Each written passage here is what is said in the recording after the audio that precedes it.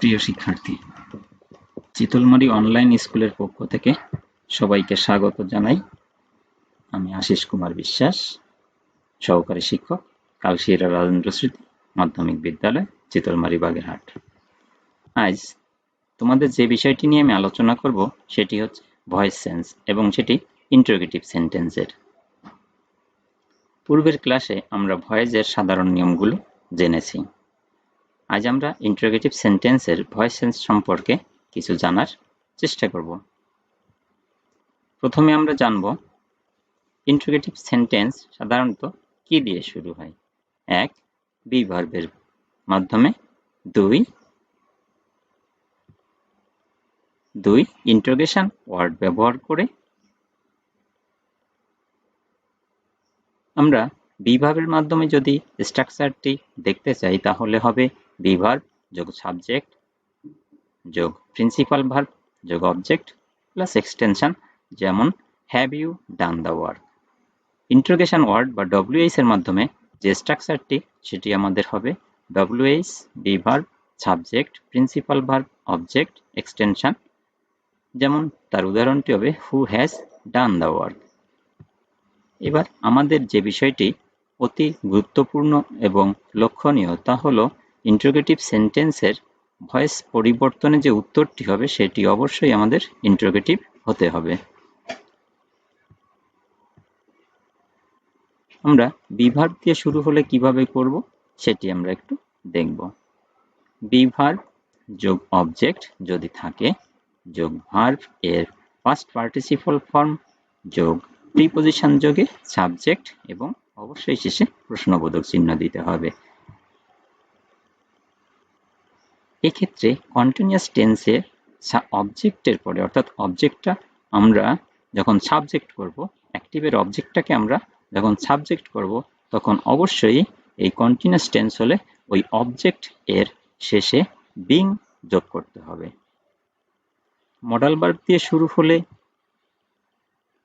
Modal B verb যোগ object যদি থাকে যোগ বি যোগ মূল ভার্বের পাস্ট পার্টিসিপল ফর্ম যোগ প্রিপজিশন যোগে সাবজেক্ট। ইন্টারোগেশন ওয়ার্ড দিয়ে যদি শুরু হয় সেক্ষেত্রে আমাদের কি করতে হবে সেটা একটু দেখব। তবে এখানে কথা হচ্ছে এই ইন্টারোগেশন ওয়ার্ডের ভিতরে হু এবং হুম এই দুটো ব্যতিক্রম, তাই সকল ইন্টারোগেশন ওয়ার্ড একই নিয়মে হবে না, শুধুমাত্র হু এবং হুমের ক্ষেত্রে এটা আলাদা।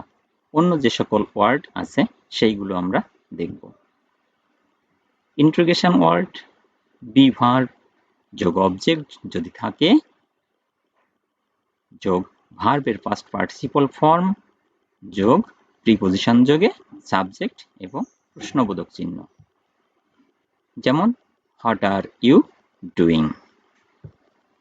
এটি করলে আসে what are being done by you.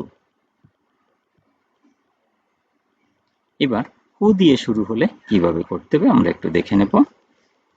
হু দিয়ে শুরু হলে যেহেতু আমাদের বাই যোগে বা প্রিপজিশন যোগে যে আমরা অবজেক্টটাকে দিই, হুর ক্ষেত্রে সেই প্রিপজিশন যোগে অবজেক্টটাকে আমরা প্রথমে রাখবো। সেক্ষেত্রে স্ট্রাকচারটি এমন হবে বাই হুম যোগ বি ভার্ব যোগ অবজেক্ট যোগ ভার্বের পাস্ট পার্টিসিপল ফর্ম।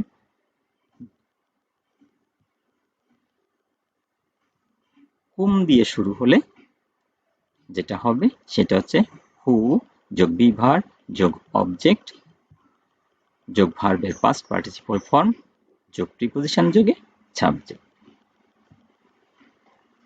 এক্ষেত্রে আমরা আর একটু সহজ করে করতে হলে আমাদের যেটা করতে পারি সেটি হলো সবথেকে সহজ করার যে বিষয় সেটি আমাদের এমনটি হতে পারে active are you calling this. এটা একটা ইন্টারোগেশন বা ইন্টারোগেটিভ সেন্টেন্স, এখানে বি ভার্ব দিয়ে শুরু হয়েছে। এই ইন্টারোগেটিভ সেন্টেন্সটাকে আমরা প্রথমে অ্যাসার্টিভ করে নিতে পারি। এর অ্যাসার্টিভটা করলে কি হবে, সাবজেক্টটা প্রথমে আসবে, ইউ, তারপরে বি ভার্ব যাবে, আর তারপরে যে মূল ভার্বটা রয়েছে সেটি, এবং পরে অবজেক্ট। এবার আমাদের এইখানে যে অ্যাসার্টিভ সেন্টেন্সটা রয়েছে এবার এইটাকে একটু প্যাসিভ করব। এইটার প্যাসিভটা করলে কি দাঁড়াবে, this is being done by you. এইটা হচ্ছে অ্যাসার্টিভ সেন্টেন্স, যে ইন্টারোগেটিভ সেন্টেন্সটা ছিল সেটাকে অ্যাসার্টিভ করেছি এবং তার প্যাসিভ করেছি। এবার এই প্যাসিভ যেটাকে করেছি সেইটাকে যদি আমরা ইন্টারোগেটিভে পরিণত করি তাহলে আমাদের ওই ইন্টারোগেটিভের প্যাসিভ হয়ে যাবে। সেটা কেমন? আমরা জানি যে বিভার্ব থাকা অবস্থায় সেই বিভার্বটাকে আমরা প্রথমে আনবো। সেক্ষেত্রে আমাদের এখানে বিভার্ব রয়েছে ইজ, তার জন্য is this being done by you. আমরা যদি এভাবে করি তাহলে আশা করি আমাদের বিষয়টা আরো সহজ হবে বুঝতে। তবে আমাদের খাতায়, এক্সামে বা পরীক্ষায় কখনো আমরা এভাবে করতে যাব না, শুধু আমাদের অ্যাক্টিভ এবং উত্তর যেটা সেটা করব। এটা আমাদের নিজের সুবিধার্থে, বোঝার সুবিধার্থে এইটুকু তোমাদের দেখানো হলো। যেমন আর ইউ কলিং মি, অ্যাক্টিভে যদি থাকে বিভার্ব দিয়ে তাহলে হবে am I being called by you.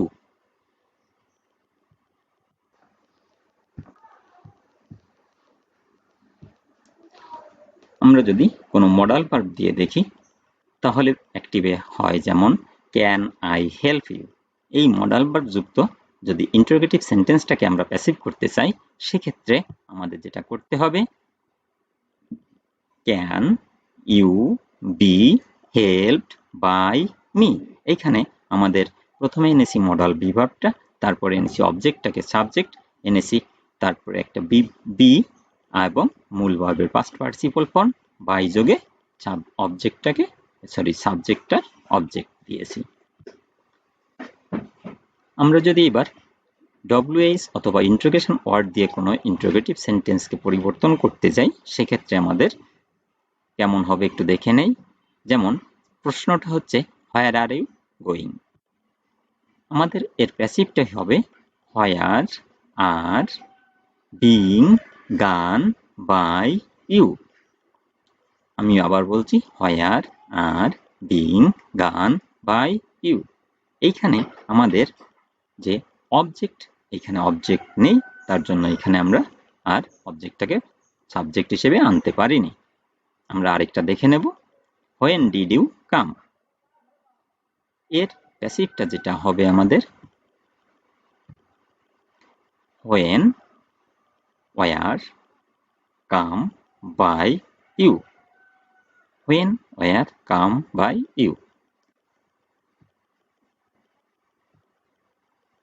আমরা যদি হু এবং হু এর ক্ষেত্রে একটু দেখে নেব, বলেছিলাম হু এবং হুম এর ক্ষেত্রে ব্যতিক্রম। সেক্ষেত্রে আমরা হু এর জন্য আমরা কি করব, হু এর জন্য আমরা বাই যোগে যে সাবজেক্টটাকে অবজেক্ট করেছিলাম সেটাকে আমরা প্রথমে রেখে দেব।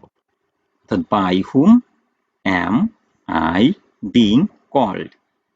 By whom am I being called, যেহেতু এটা প্রশ্নবোধক বাক্য তাই আমাদের প্যাসিভে প্রশ্নবোধক করেছি এবং এটা কন্টিনিউয়াস টেন্স, তার জন্য আমরা বিং যোগ করেছি।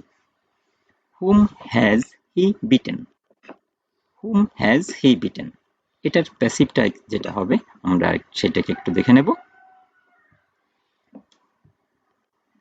Whom has been beaten by him, who has been beaten by him. যদি আমরা এভাবে বাড়িতে বসে অনুশীলন করি তাহলে বিষয়টি আশা করি আমাদের কাছে আরো সহজ হবে। সবার সুস্থ, সুন্দর এবং নিরোগ জীবন কামনায় আজ এ পর্যন্ত। সবাই ভালো থাকো, তবে বাড়ির প্রয়োজন ব্যতীত বাড়ির বাইরে বের হবে না, আর বের হলে অবশ্যই মাস্ক ব্যবহার করবে এবং নিরাপদ দূরত্ব বজায় থাকবে।